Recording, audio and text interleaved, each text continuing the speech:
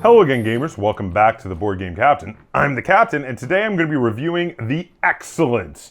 The Excellence is subtitled Excellent Princess Role-Playing. So this is a tiny little zine-size role-playing game book from 9th Level Games. I've done a lot of reviews of their stuff on the channel. They sent me a box of role-playing games a while back.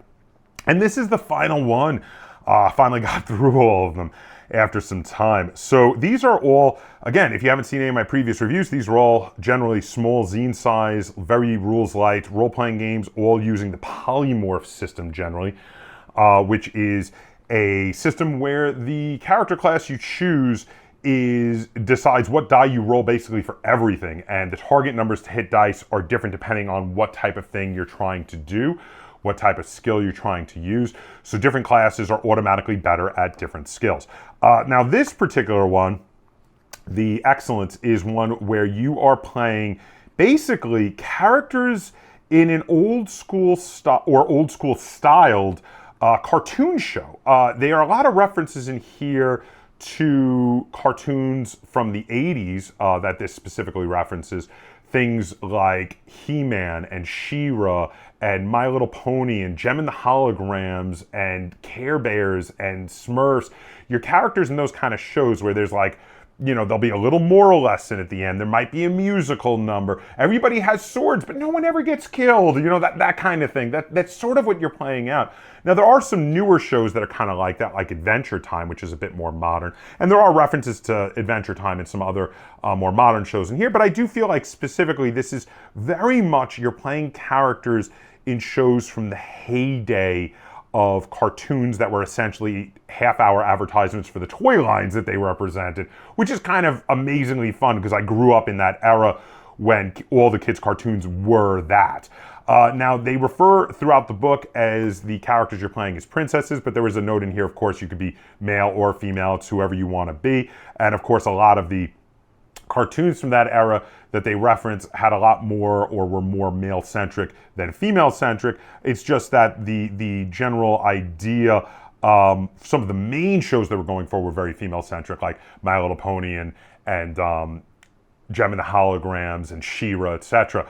But there are a lot of references to the other more male-centric cartoons as well. And again, you can be whatever you want to be. There's no rules difference between being male or female.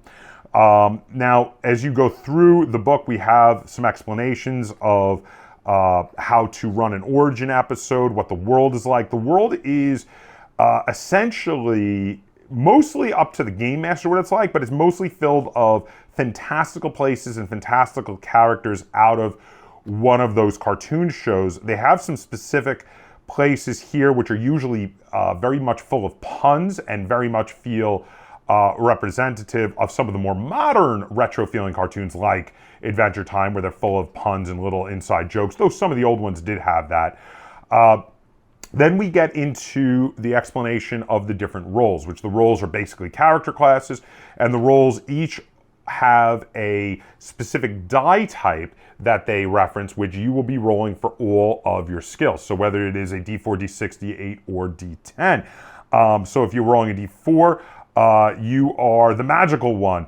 Grab yourself a D4 and write magical one under roll and D4 under roll. So yeah, this is someone who's good about thinking and using magic and things like that. Then the D6 is the brainy one. The D8 is the charming one, but also good at combat. And the D12 is the tough one. Again, they are all there to various degrees better at certain things. So again, to go over exactly what they might be better at, books rolls, anything knowledge-based, succeeds on a 2 or a 3. So obviously a D4 is best at that. Shoe rolls, which are things that are like more agility or speed-based, succeed on a 3, 4, or 5. And again, this is regardless of what type of die you are rolling. Sword rolls, which are combat-oriented, succeed on a 4, 5, 6, or 7. Heart rolls, which are specifically like either defense or willpower or strength of will kind of things, succeed on a 5, 6, 7, 8, or 9. Now there are 2 more types of rolls that are shown here on this chart on the character sheet that I'm showing you. There is the beast roll and the crown roll. Now these are not actually rolls. I'm going to get into them in a second, but basically is part of your character creation in this, and these are similar to some other mechanics in the other games, but I actually like how they're done in the Excellence better than a lot of the other versions of the polymorph system.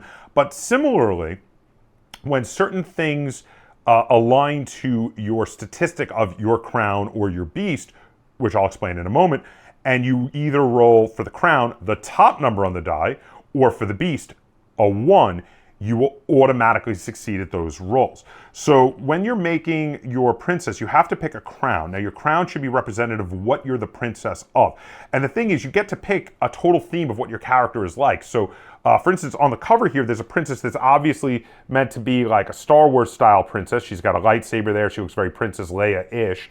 Now, for this princess, her crown will be all sci-fi-ish, and it'll have to do with technology. And then when you're doing a roll that has to do with that, if you roll the top number, your crown helps you win automatically.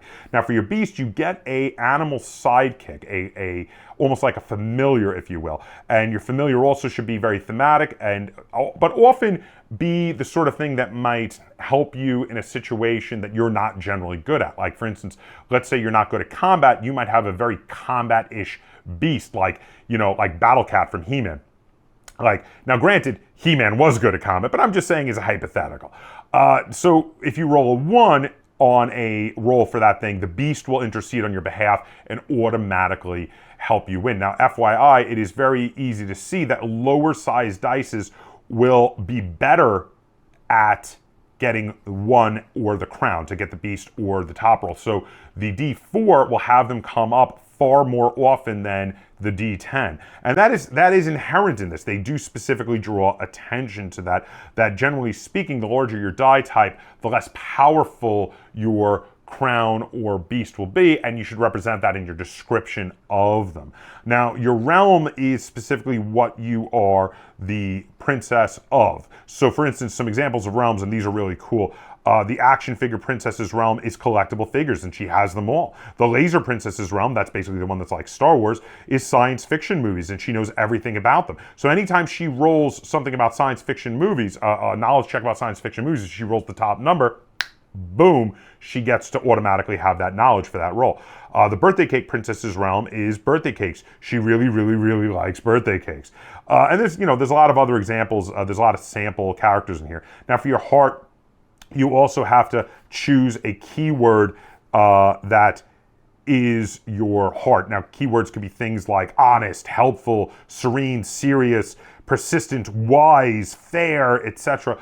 And when you're rolling something for a heart roll that keys into your keyword for your heart, you get advantage. Now, advantage is you get to roll 2 dice and choose the better of the 2, the one that would actually succeed. You also get to make a custom sword that again gives you advantage in certain actions. And the sword again should be thematic for the type of princess you are making for your character in this game. So for instance, the laser princess basically has a lightsaber. The birthday cake princess has, their sword is a giant lit birthday candle, so it gets advantage when lighting things on fire would be good. The action figure princess has a very tiny gun that is always getting lost. Stuff like that. It's very amusing in this regard. There's also a specific type of shoes that you choose, which also again give you advantage in certain scenarios. Then they have a bunch of samples. They have barefoot, boots, dancing, flat, heels, sneakers, slippers, and trainers, and they give you advantage in different areas. For instance, if you're barefoot, they would give you advantage in fairly laid-back activities like yoga, whereas boots would give you advantage in activities like woodsy stuff and off-roading, or the dancing shoes would give you advantage in doing acrobatics and dancing. So yeah, they all have different things that they give you advantage of. Also, you have for your book rolls, you have a specific book, which again, you name the book that you got from the library, and whatever it is on, whatever the subject of your book is, automatically gives you advantage when doing smarts rolls of that particular type. Then we have a big section on the Beast Friend, which I've already discussed how the Beast Friend works. Then there's a big section on how the mechanics of the game actually work, which I've already discussed, winning and losing, and how to gain a lesson from failing at something. Advantage and disadvantage, which advantage is you roll 2 dice, and if one of them succeeds, you're okay. On disadvantage, you need them both to have succeeded to be okay. There's also a whole section on doing musical interludes. Again, this is meant to be very cartoony. A lot of the stuff in the musical interludes very much reminded me of Gem and the Holograms from back in the day, where they always had musical interludes. But there are other old cartoons where they would do musical interludes. There's information on all the bad guys and how to game master them. So the big bad guys, the major villains, which could either be the major villain of the episode or the major villain of the entire season or even the major villain of the entire show. And for the entire show, think like Skeletor or Gargamel. You know, they're the entire series' villain. These guys, you always have a disadvantage when rolling against them until you discover their current or total secret, some root of their power, which makes them lose their advantage on you.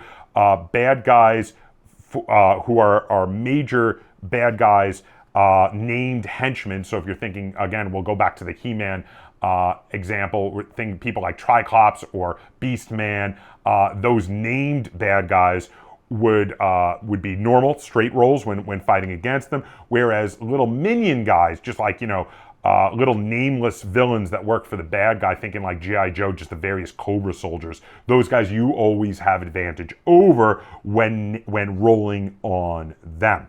Then there's a lot of information on how to create a episode, how to an episode being an episode of the show or single game session, how to create a story arc, how to run a whole game of this, how to create bad guys, how to create MacGuffins to work towards, and there's all different types of MacGuffins, which is really cool. They do have a lot of explanation on how to run a story arc over multiple episodes and creating a whole season of the show or your game, if you will. Then there's a bunch of sample episodes in here that you could use or use as inspiration for creating your own. There's also a bunch of fully fleshed out sample princesses, usually ones that were referenced earlier. Like here we have the Laser Princess. Then over here we have the Hair Metal Princess, one of my particular favorites. Then over here we have the Library Book Princess. I really like the illustration for this one. And then we have the Maple Syrup Princess. She is very sweet and probably from Canada. So then we have the Tomato Princess. Again, these are very lighthearted, kind of silly, but they're fully fleshed out and tell you exactly what they have for all of their options during character creation, so you fully understand how it all works.